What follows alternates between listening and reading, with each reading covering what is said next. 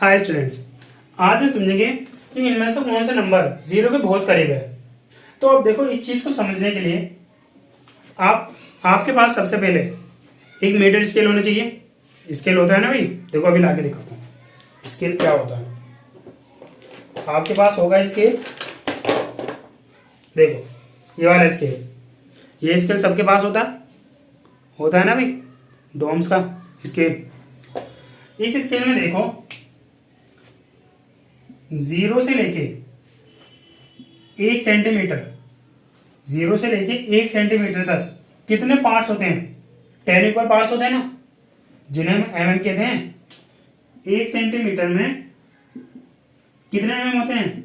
10 MM, मतलब 10 equal parts बनाते हैं। ये 1 2 3 4 5 6 7 8 9 10, ठीक है। 1 और 10 के बीच में 10 इक्वल पार्ट्स होते हैं, ये हमें पता है। अब हम क्या कह रहे हैं, मतलब 10 एमएम होते हैं। अब एमएम को हम कह रहे हैं इक्वल पार्ट्स, एमएम को हम इक्वल पार्ट्स कह रहे हैं, ठीक है।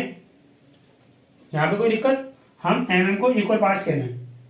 तो 1 सेंटीमीटर में 10 इक्वल पार्ट्स होते हैं, 1 सेंटीमीटर में 10 इक्वल पार्ट्स होते हैं। अब मैं आपसे कह रहा हूं कि इस 1 एमएम में, ये 1 एमएम है ना, यहां से लेके यहां तक क्या होता है 1 एमएम, फिर ये 2, फिर 3, 10 एमएम मिलके 1 सेंटीमीटर बनाता है। अब मैं आपसे कह रहा हूं कि इस 1 एमएम में कितने सेंटीमीटर होंगे। तो 1 एमएम में कितने सेंटीमीटर होंगे, ये चीज निकालने के लिए हमें 10 को नीचे लाना पड़ेगा। जब हम 10 को नीचे लाएंगे तो ये हो जाएगा 1 एमएम। अरे भाई 10 था, 10 को हम नीचे ले आए, ये 1 एमएम का निकल जाएगा। तो 1 एमएम में इतना सेंटीमीटर होता है। जब हम इसे सोल्व करेंगे तो हम ये कितना आएगा 0.1 सेंटीमीटर।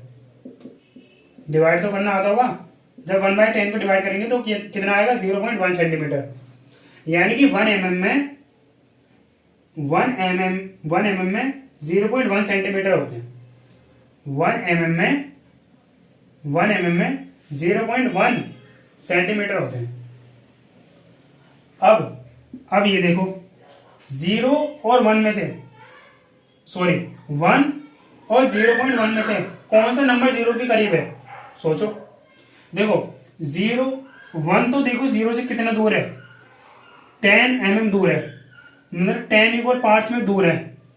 लेकिन 0.1 देखो यहां पर है, ये रहा 0.1।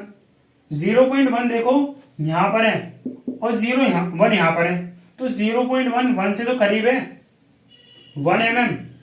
ये 1 एमएम को हम 0.1 कह रहे हैं। तो 1 और 0.1 में से कौन सा नंबर 0 के पास है? 0.1 पास है ना। अब ये देखो,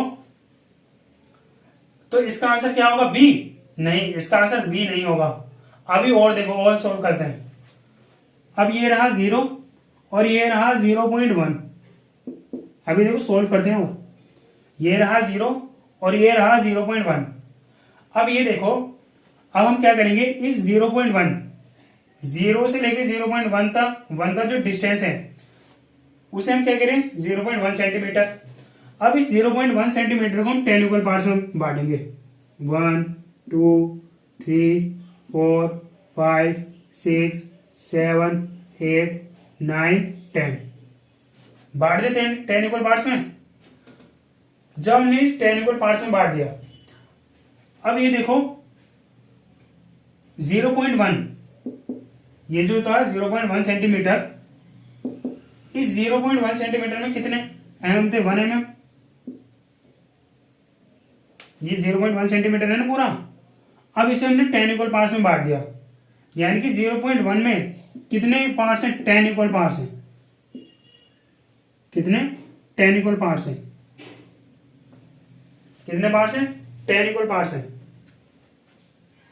अब मैं आपसे कह रहा हूं कि ये 10 इक्वल पार्ट्स है ना। अब मैं आपसे कह रहा हूं कि एक इक्वल पार्ट में, ये एक पार्ट में कितने सेंटीमीटर होंगे? तो एक पार्ट में निकालने के लिए हमें 10 को नीचे ले जाना पड़ेगा। तो 0.1 सेंटीमीटर में हम 10 से डिवाइड कर देंगे तो ये आ जाएगा एक इक्वल पार्ट्स का डिस्टेंस। एक इक्वल पार्ट्स में कितने सेंटीमीटर है ये आ जाएगा। तो एक इक्वल पार्ट्स में कितने सेंटीमीटर होंगे, इतने। जब इसे हम सोल्व करेंगे तो क्या रिजल्ट आएगा, 0.01 सेंटीमीटर एक इक्वल पार्ट, यानी कि यहां पर ये आएगा 0.01 सेंटीमीटर। इतनी बात आई समझ में भाई यार। देखो चीजें नहीं है, नई चीजें देर में समझ में आती है। तो यहां पर क्या आ गया 0.01 सेंटीमीटर। अब ये देखो 1 और 0.1 में से 0.1 करीब था 0 से, लेकिन अब 0.1 और 0.01 में से कौन करीब है 0 के, भाई 0.01 करीब है ना। देखो यहां पर क्या था 1 और यहां पे क्या है 0.1, तो 0.11 से देखो कितना करीब है। और 0.1 और 0.01 में से कौन सा नंबर करीब है 0 के, ये वाला नंबर।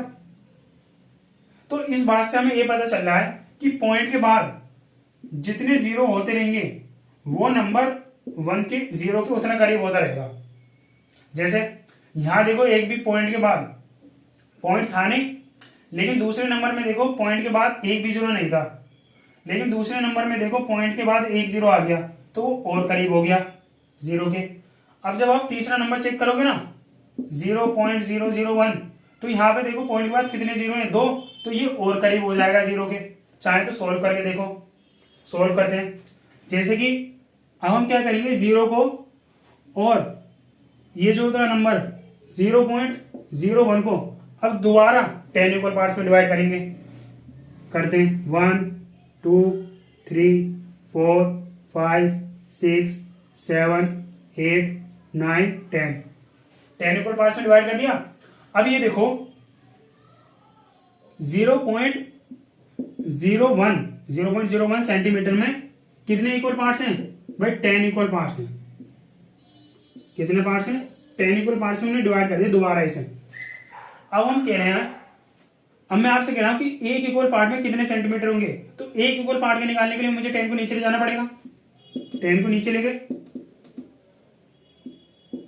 ये आगे एक इक्वल पार्ट्स, तो एक इक्वल पार्ट्स में कितने सेंटीमीटर हो गए। जब इसे आप सोल्व करोगे तो रिजल्ट आएगा 0.001 सेंटीमीटर। तो एक इक्वल पार्ट में कितने सेंटीमीटर हैं, 0.001 सेंटीमीटर। ये अब देखो कि 0.1 और 0.001 सेंटीमीटर में कौन सा नंबर 0 के करीब है, भाई ये वाला नंबर, क्योंकि ये देखो ये कितना दूर है और ये कितना पास है। तो मैंने अभी आपको ये बताया कि पॉइंट के बाद जैसे जैसे 0 बढ़ते रहेंगे, पॉइंट के बाद जैसे जैसे 0 बढ़ते रहते हैं वैसे वैसे वो नंबर 0 के उतना करीब होता रहता है, वैसे वैसे वो नंबर 0 के करीब इतना होता रहता है। तो इसका आंसर क्या होगा, करेक्ट ई। आंसर क्या होगा, करेक्ट ई। देखो चीजें नहीं है और नई चीजें जो आती है ना वो देर में समझ में आती है।